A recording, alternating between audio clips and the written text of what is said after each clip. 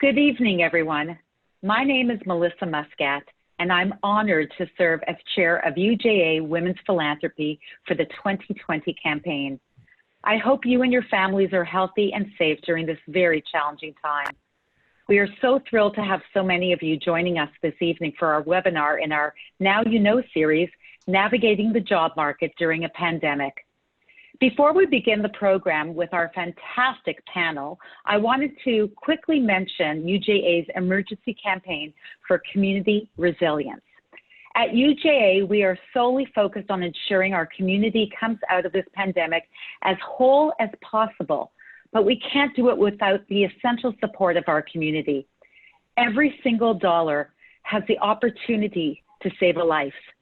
If you are in a position to make a gift today to UJA, no matter how big or small, you will be a crucial part in ensuring our community's future.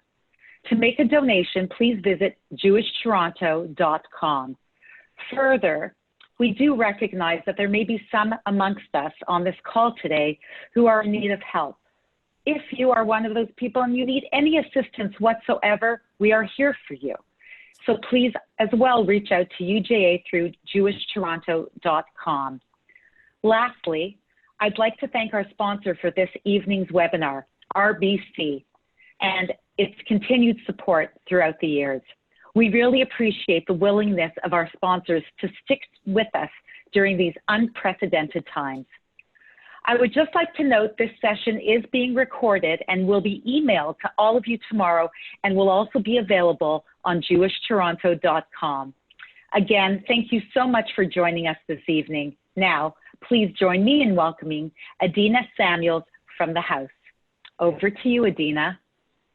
Thank you, Melissa. Hi, everyone. I'm very happy to be joining you here tonight for this very special partnership program between UJA Genesis and the House.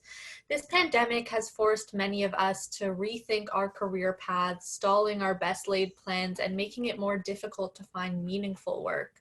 Many of us wonder what the future of work looks like, how a change in our fields will impact our marketability, and how we'll get our careers back on track. Tonight, we'll explore all of these questions with our expert panelists, looking to figure out the short and long-term job market. The nature of work may be changing forever, but I feel that we're a resilient generation, already creatively growing our professional experiences in new and meaningful ways. For example, for the past 3 years, I've been working part-time and full-time on and off at the House, a Jewish community organization designing and running programs that bring context to young professionals' real-world challenges and aspirations. There, I've been lucky enough to be able to co-design my responsibilities, suggesting and creating new projects, launching pilots, and all the while gaining valuable work skills and developing my personal skill set. And I don't think I'm alone. More and more employers are working with their young employees to develop practices that look for these win-win situations, often aligning with company goals and employee needs for growth. The House has been at the forefront of working with young professionals as we develop strong personal relationships with individuals and then co-create together. Like many young professionals I know, the House has also adapted to this pandemic, rethinking all of our organizations in real life programs that welcomed more than 3,000 participants in 2019.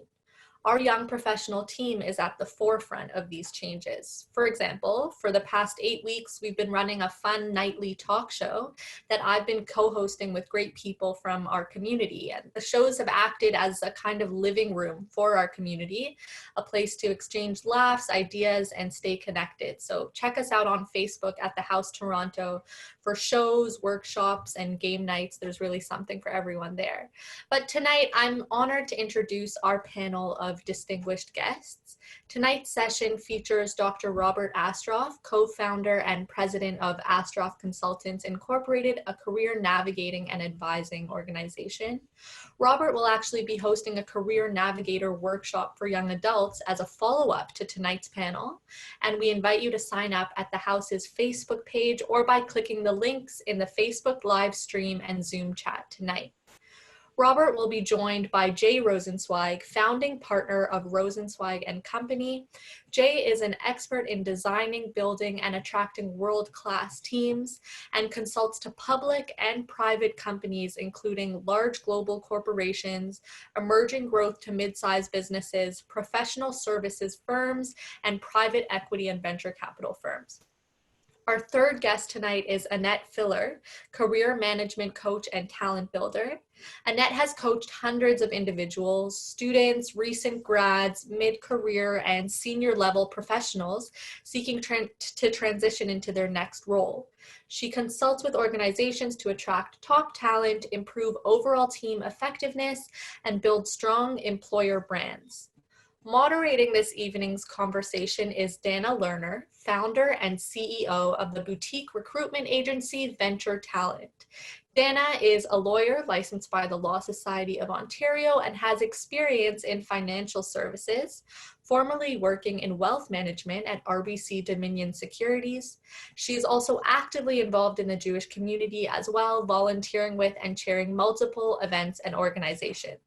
I'll now turn it over to Dana, who will lead the next portion of tonight's session. Thanks so much. So we're going to start with Robert, if that's okay. Robert, many employers will be asking job applicants, what have you done with your time? What were you able to accomplish? How can people be prepared to answer this question? I think that's probably the single biggest question that our clients are facing now. And it's a question that's being discussed in the newspaper, certainly and on television. What do you do with your time during COVID? So I think that the best way to look at it is to imagine that it's almost like a race. Everybody can imagine a racetrack where there are known rules. Cars can pass each other, they can travel at a certain speed. Everybody understands the rules. Unfortunately, now everybody is frozen. And just like in a race, we're all in the pits.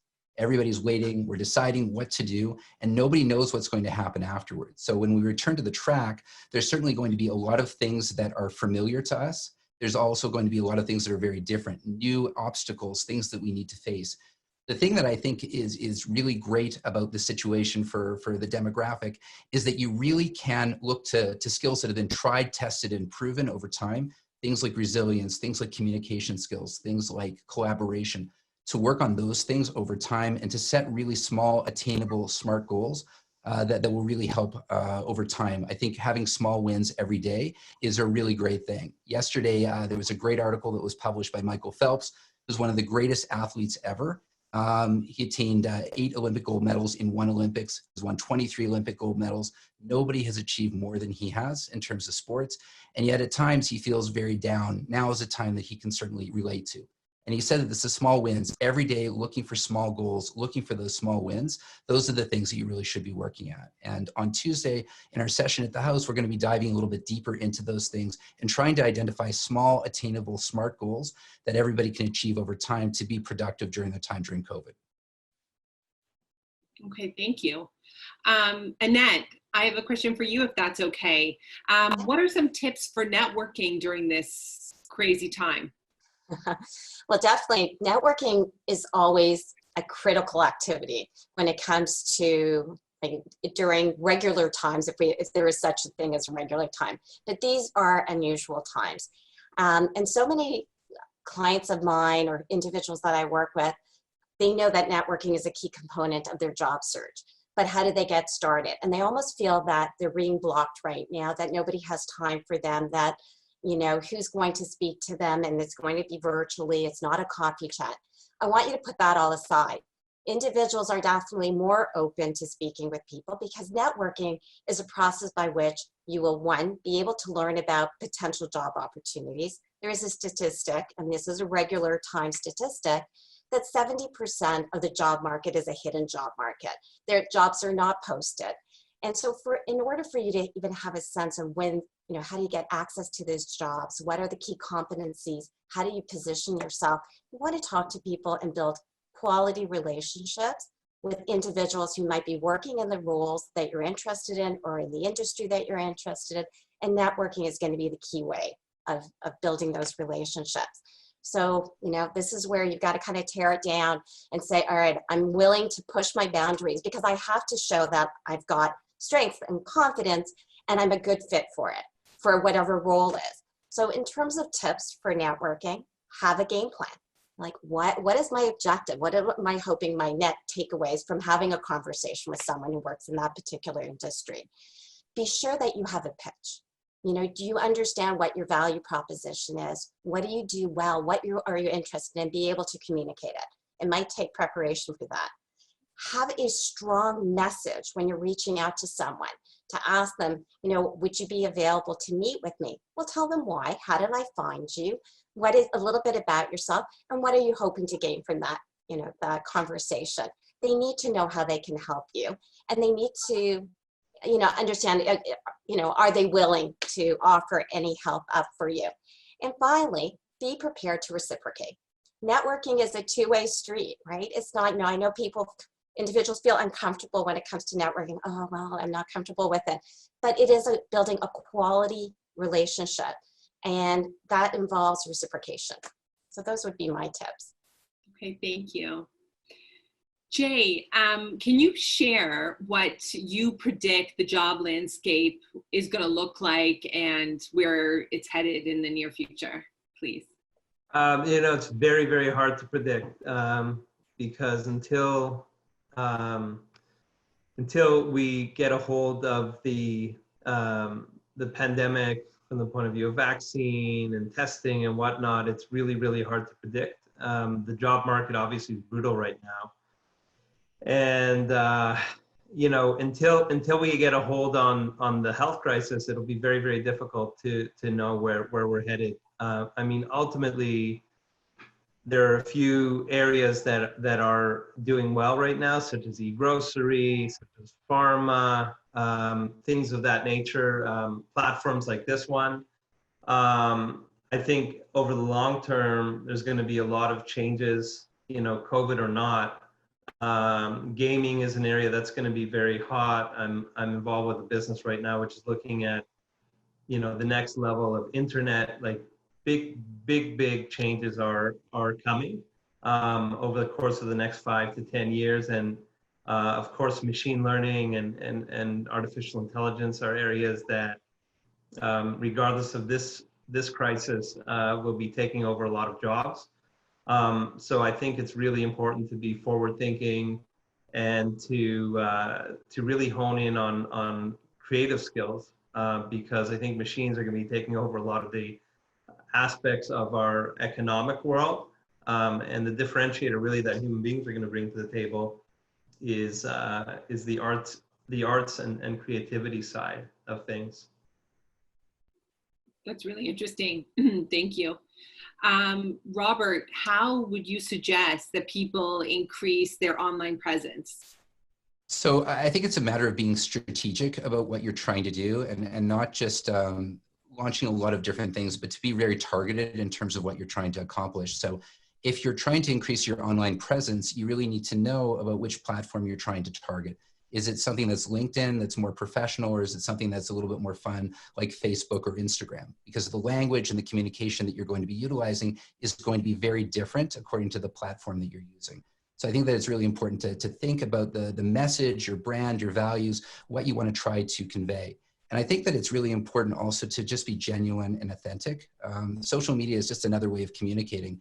And I think that if you can master those skills and reach out to communities maybe that you haven't connected with in a long time, that can really get you off to a good start. So for example, I went to Camp Kadima for years. I went as 8 years as a camper, 3 years on staff. And some of my closest friends are from camp. There have been people that I see on a regular basis, and there's some that I miss very much that I haven't been able to connect with in a long time. I've really tried to use this as an opportunity to connect with a community that means a lot to me. And it's been really rewarding to reach out to people who are very valuable friends of mine. So I think it's really important just to be strategic, but also to be very genuine in terms of what you're trying to accomplish. Thank you. Annette, speaking of social media, so most people go directly to LinkedIn. Are there other platforms that you would recommend, or other places people should be looking for jobs? Well, primarily, I'm going to start, if I could just spend a few minutes on LinkedIn. LinkedIn is and should be a key job search tool for most people. So if you do not have a LinkedIn profile, or you have a subpar profile, it's time for you to update it and make sure that it's communicating the messages. As Robert said, know who your targets are. You know, what are some of the key things that they are looking for when they're hiring? Make sure that your profile demonstrates that you have those skills, those interests, and so forth. So LinkedIn is powerful. And also think about, you know, you're talking about Camp Kadima. LinkedIn enables you to look at someone's profile and see where they went to university, what their background is, what companies that they've worked at, and you have common connections. It's powerful.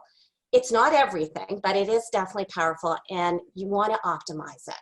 So by optimizing it, there are different aspects of your profile that it's key that your header, your headline says something about you, not just a job title like your account manager, because that frankly doesn't mean very much, but perhaps your value add, that you are an excellent communicator, or that you are people connector, or, you know, I'm a talent builder. You know, it can be what you want it to be as long as you own the authenticity of that message and you can support it by other things that are in your profile.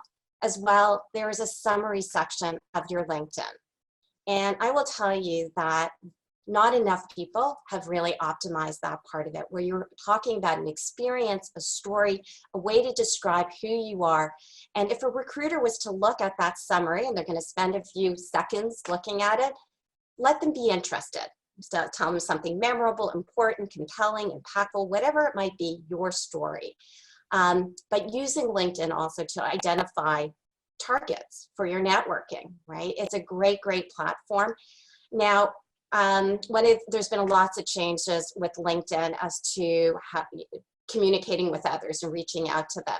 And one of the things I personally have issue with, when someone just sends me a request for connection, and I have no idea who that individual is, write a note saying, I'm reaching out to you. I see that you went to Camp Kadima. I don't, you know, at a minimum, or that you worked at RBC. I worked at RBC. So Dana, we've worked at RBC together. At least take that much of an effort to figure out what this connection you could have to that individual. And that's at a minimum. You know, my suggestion usually is don't rely on that, you know, few hundred characters that you're given, but rather write somebody an email and reach out saying, I came across your profile on LinkedIn and I see that you have gone from industry A to industry B. My background is this. I really would love to talk to you about your role or your journey. And more times than not, as I said earlier, people are going to, you know, respond and say, yeah, of course, I will talk to you. But as long as you make it both, it's genuine, but also, you know, tell me why you're reaching out to me and what you'd like to learn from that. Now, in terms of other platforms, there are some industry specific platforms. So if you're in the media world, there is a media networking. Different job aggregators such as Indeed are trying to do a little bit of networking, or they're using AI to send out job postings that might be interesting. If you've gone to certain schools and you're an alumni, you might have access to something called 10,000 Coffees, which is a powerful tool where everybody who's in that particular community has almost put up their hand to say, hey, I'd like to network. And if you are an alumni of a university, of Osgood Law School, many times there is a platform there for networking. I know when I was at Rotman, we had Rotman Connect, and it had 10,000 alumni with a way to message directly to somebody.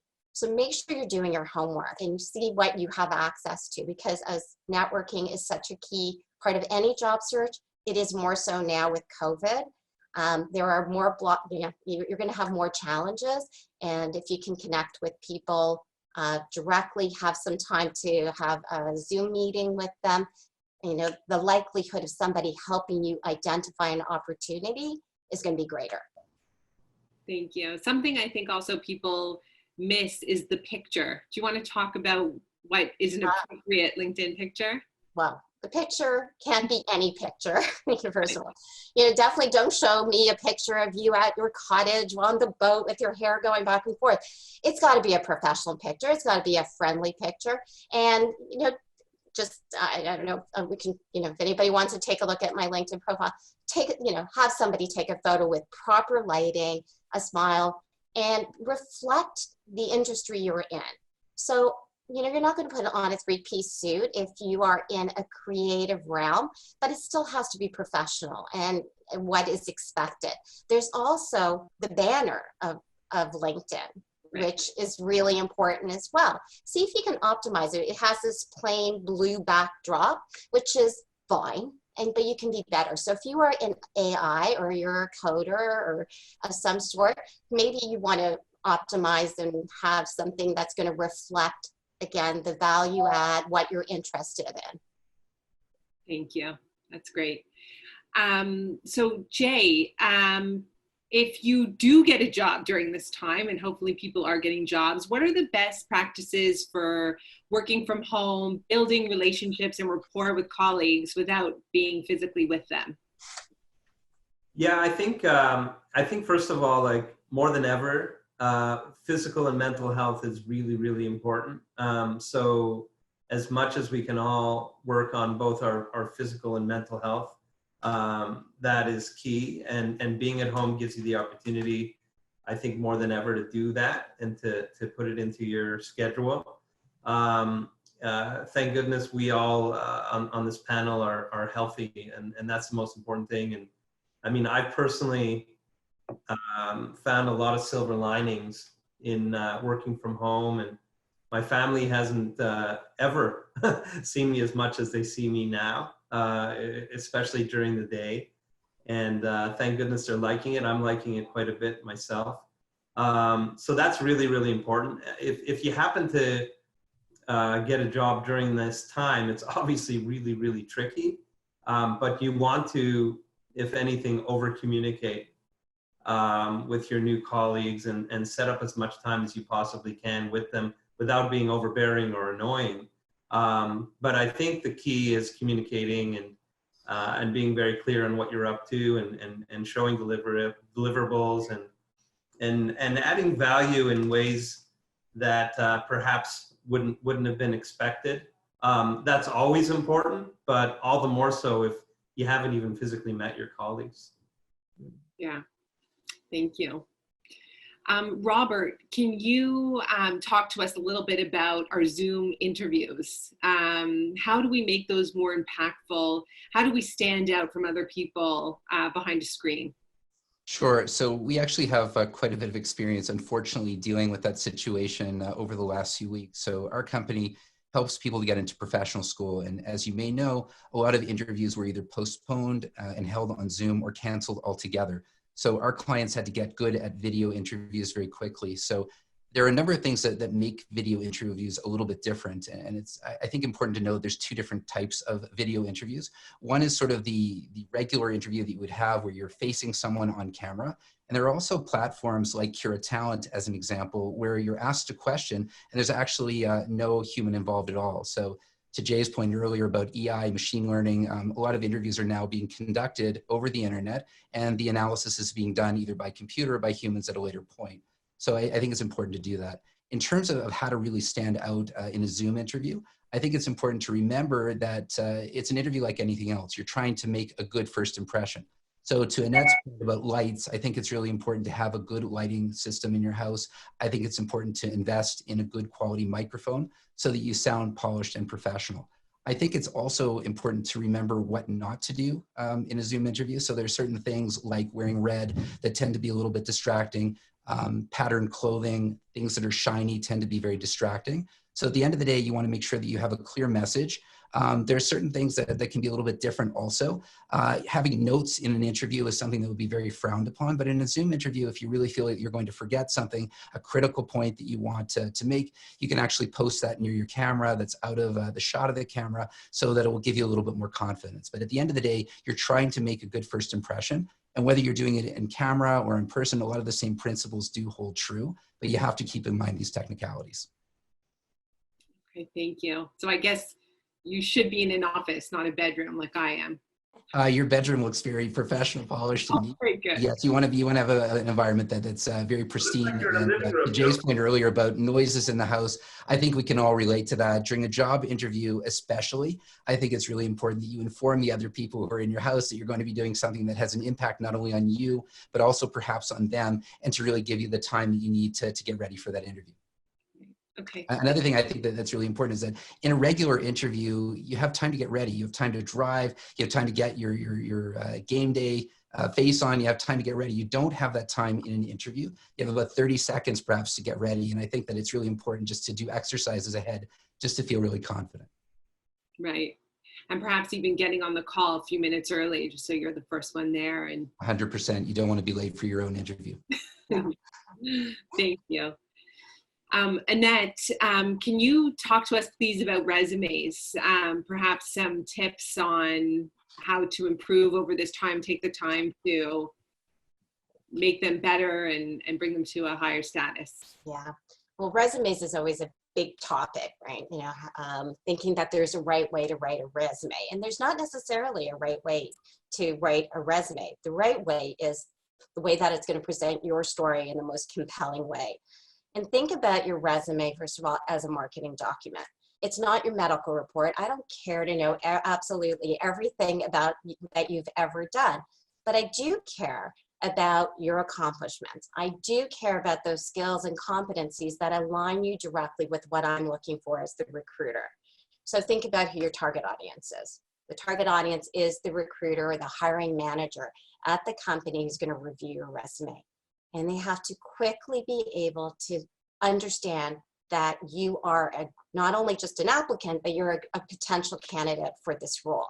So if there's a key competency that's in the job posting, or you've learned through your networking something that's really important, do not put it on the second page of your resume, because frankly, they're not going to spend any time going to the second page if they were not interested in you immediately.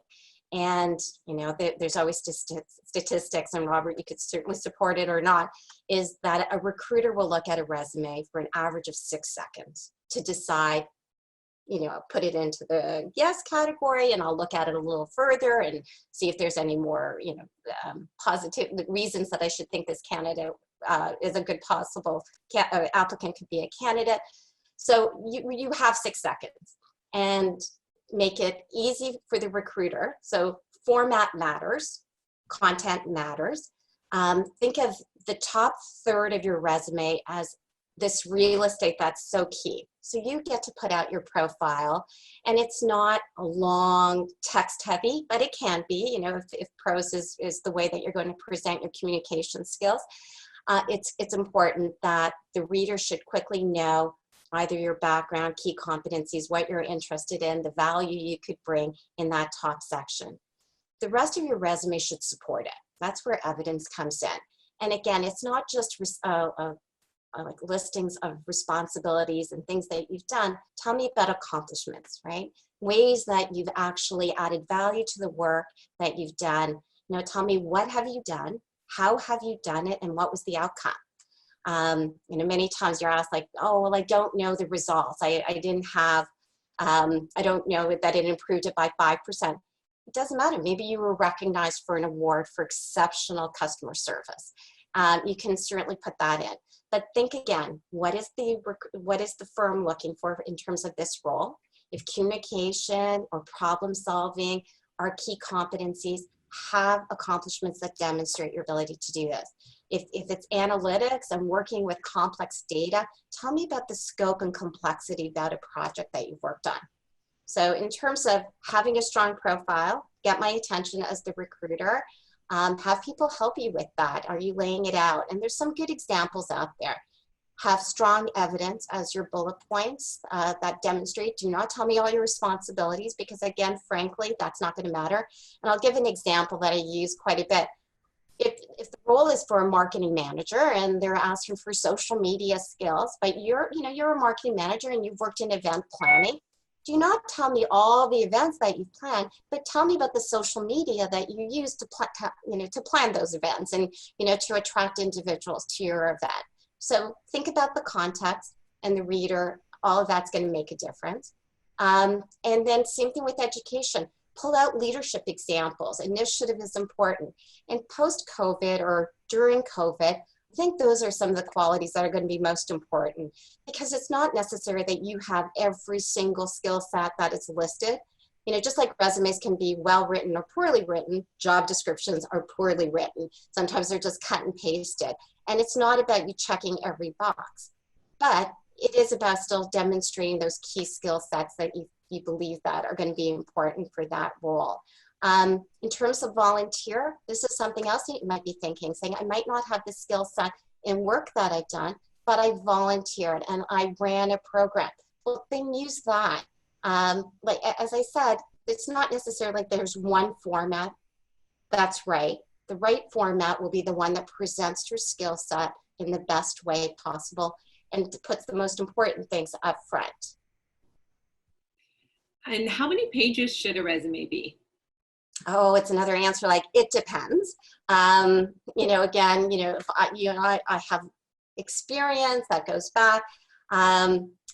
In many industries, there are some best practices. Like if you're in capital markets, you're never going to have more than one page resume. Like they're not even looking at it. And even in consulting today, you're not going to have more than a one-page resume. You've really got to pick and choose what are going to be the most salient points and points that I need to communicate. However, you know, if you're in communications and you really do have some strong points, you have volunteer, your education has been an important component that really builds a strong story, don't worry about going to the second page. But one of the things is when I see a resume and I see like a third of the second page, don't do that as well. As I said, format matters. Make it look great and professional and well thought out. So you're thinking strategically about your resume, but then structurally, you're making it work and making it easy for the reader, again, to see the most important things. And lastly, just on that topic, do you believe there should be a cover letter at all times? Well, I'm going to say yes. You know, statistics-wise, 50% of recruiters and hiring managers will read your cover letter. Do you know which 50% it is? I don't. And I think what the cover letter does, it enables a recruiter who is interested in reading the cover letter to see your communication style, to see how you present yourself. And it gives you an opportunity to highlight, maybe there's one or two accomplishments or projects that you've worked on which really are important for them to know about you.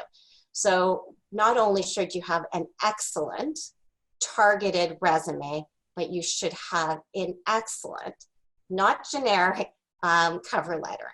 And one thing about the cover letter, if you don't grab my attention in that first paragraph, I'm not going to read the second or third paragraph about you.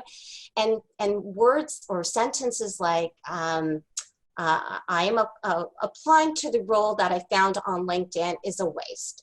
You know, tell me about that. I have used your products since birth, and I think they're fantastic, and that is why I'm applying. Get my attention, make it plausible, you know, or make it so interesting that I do want to read more. Thank you. Jay, you mentioned the exciting future and new jobs and opportunities that are going to come out of this, and just because of technology advancing. What are some things that people can do in order to prepare themselves for that? It kind of leads to the original question we asked Robert. Should people be using this time to prepare for the future and the future of the job market? Yes, I think so. I think, like I was saying before, it's a really, really good time for a lot of people, assuming they're healthy, to reset and to meditate on what's important and what the future might look like. And what it boils down to is what makes you happy, more important than anything.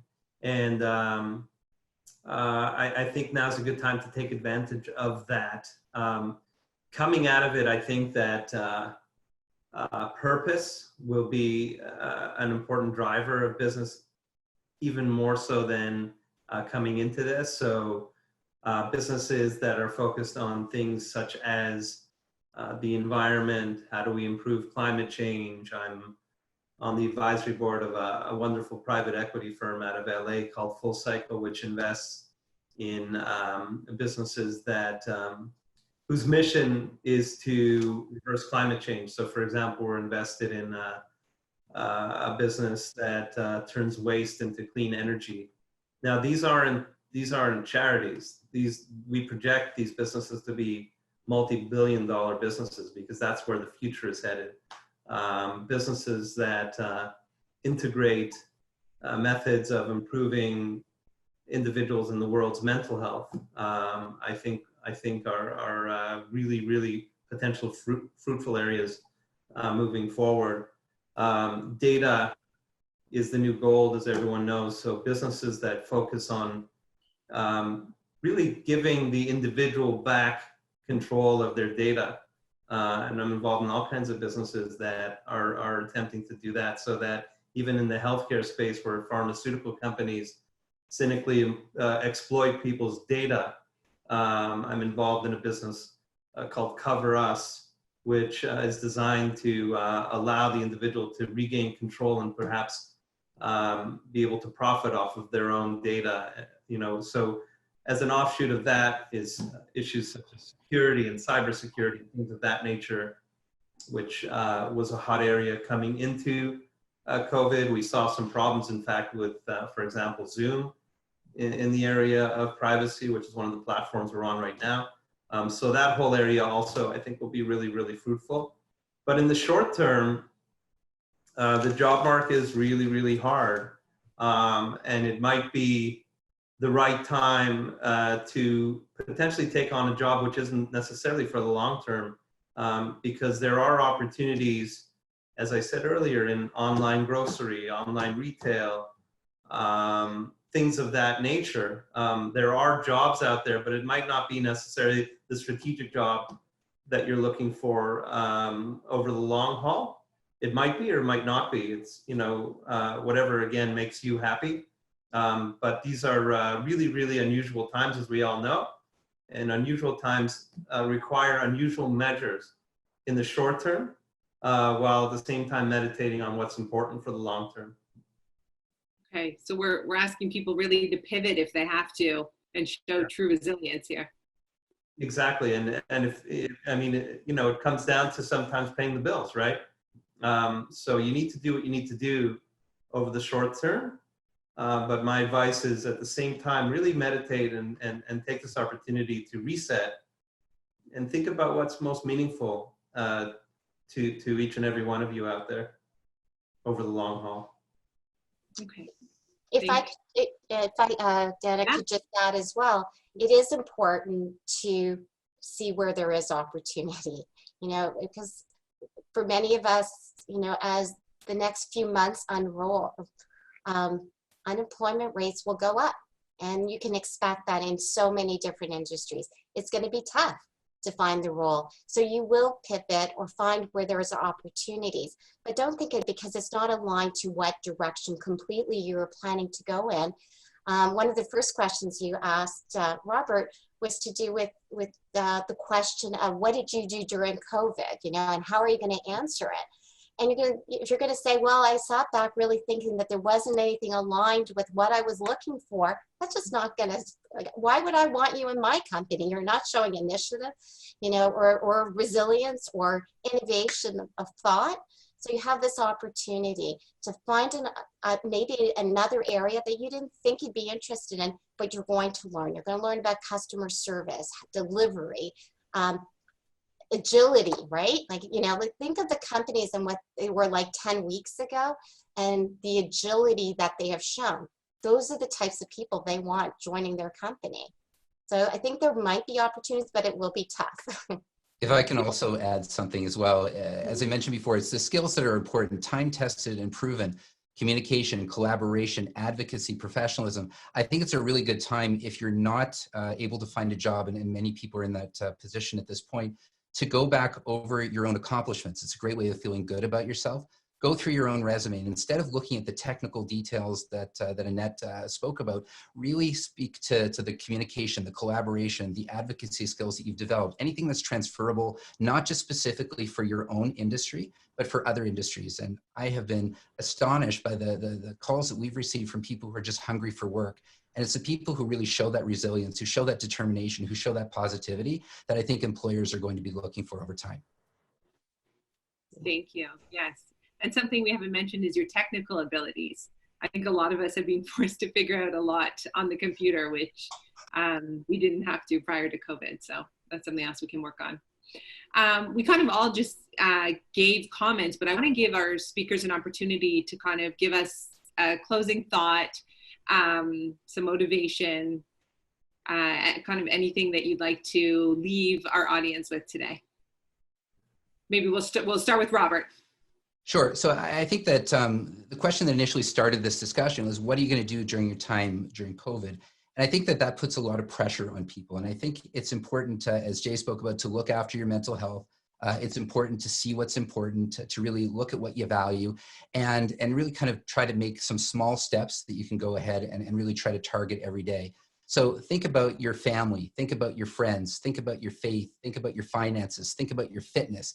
Those are all areas that we can relate to. And on some days, some of those metrics are going to be up. And on some of those days, those metrics are going to be down. But if you have enough things that you have that you're really passionate about, that you're excited about, that will force you to get up in the morning and really be positive about the next day, then I think that that will really give you a big lift, small steps, and then you can begin to tackle some of these bigger projects. But small gains over time, just like compound interest, will really pay big dividends in the end. That's great advice. Thank you. Annette, do you want to go next? Yeah, you know what? Job search at any time can be very, very difficult. And it's not a sprint to the finish necessarily. It might be a marathon. And many things that Robert just mentioned, taking those steps forward each and every week. I'm a big believer in setting goals for yourself. Find someone that can help you be accountable to those goals if you're finding it difficult to do it on your own. This is an opportunity to do self-reflection. What are you good at? It might mean that you will be pivoting into a new area, but be open to new opportunities. And I think the more positive each day, if you can come back and try and recalibrate and say, all right, today's a new day, and work towards those goals, baby steps at a time, it will start to pay off. You'll either, through your efforts, build quality relationships and expand your network, gain understanding of an industry that you didn't know very much about, and then hopefully at the end of this, you'll also have a better understanding of what that value is that you could give to an organization. So keep working toward that. This isn't going to be easy, but with effort, with action, there will be results. Thank you. That's hopeful. Jay. Just focus on what makes you happy, and what's important to you. And once you've figured that out, develop a plan to embark on a journey that takes you to that place of happiness. And just hang in, never give up, work hard, whatever you're doing, just work hard, over deliver more than ever. And just keep your chins up, because we're going to get out of this, and I believe the world will come out stronger than ever. We can all hope for that. Thank you. So thank you to all of our panel. You were all very insightful and engaging, and we've learned a lot this evening. I want to mention that UJ is offering an 8-week community leadership accelerator program. It's for students and young professionals who find themselves with time to give back to the community. So there's something else we can be doing during COVID. The program will provide valuable training in 3 areas: leadership development, professional development, and community development. This will be done through a series of webinars and speakers. And if you want more information, there'll be more information offered in the chat box. So before we sign off for this evening, as Melissa mentioned at the beginning of our call tonight, the needs of our community are greater than ever due to this pandemic. UJA is focused on ensuring that our community comes out of this pandemic as whole as possible. UJA is a crucial part of our community, and ensuring their success now is ensuring our success in the future. A link has been provided in the chat window section of this webinar if you feel that you would like to help our community. And if you have any questions, please reach out to UJA. Lastly, UJA will have on June 1st, they will be having a Zoom for the emergency campaign launch. So please join into that as well. Again, thank you to Robert, Annette, and Jay, and to everyone listening. We hope that you enjoyed this evening, and I hope you all have a wonderful night. Good night, everybody. Good night. Thank you.